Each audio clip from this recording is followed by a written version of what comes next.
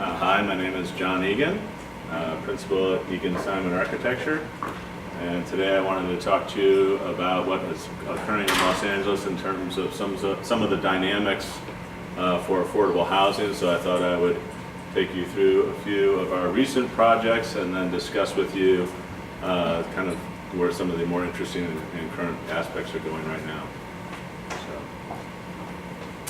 now. So in starting with the housing for the homeless, right now there's roughly 50,000 plus people who are homeless on the streets of Los Angeles. What you don't necessarily perceive is that they've been kind of broken down into multiple different categories of homeless people. And all of that is being tied to the funding sources that's available right now to produce housing in Los Angeles. And we're producing roughly in the plus 2,500 units a year that goes into the pipeline basis. And from that, it comes out into multiple different types. The first project, which was on the earlier slide, that was housing which was for people with permanent mental health issues. Those are people who can't hold a job for full-time employment. This project we just finished last year, the interesting category here is this is for homeless women with children who are under the age of 5.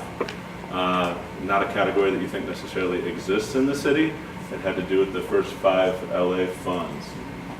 Following up, this is veteran housing, so we're pulling veterans out and we're categorizing veterans into a group, and we're saying how can we get funds associated to veterans to participate in the housing effort.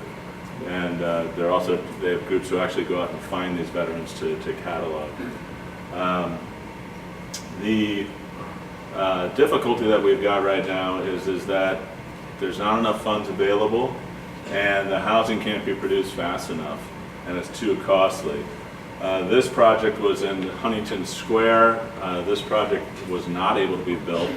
This project was trying to converge transitional age youth with senior housing and family housing as a concept, which was going to then allow for a community aspect to occur within the building. However, there's no funding right now for transitional age youth for housing. So the youth that you see on the street, there's a reason for that. Now a little bit more exciting, recently we were contacted by the Salvation Army at their Bell Shelter.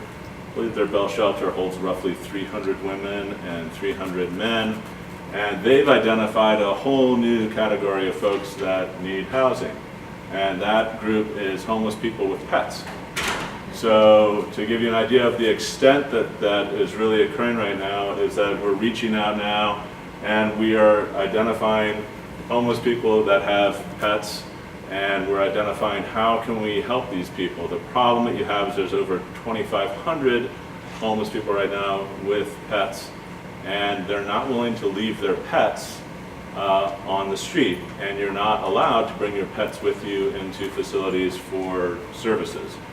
So what the Salvation Army is planning on doing is we're going to build a new pet shelter outside of their Bell homeless shelter in order to allow them to drop off their pets and visit their pets during the day, and then their pets can get services while the homeless people are getting their life skill services.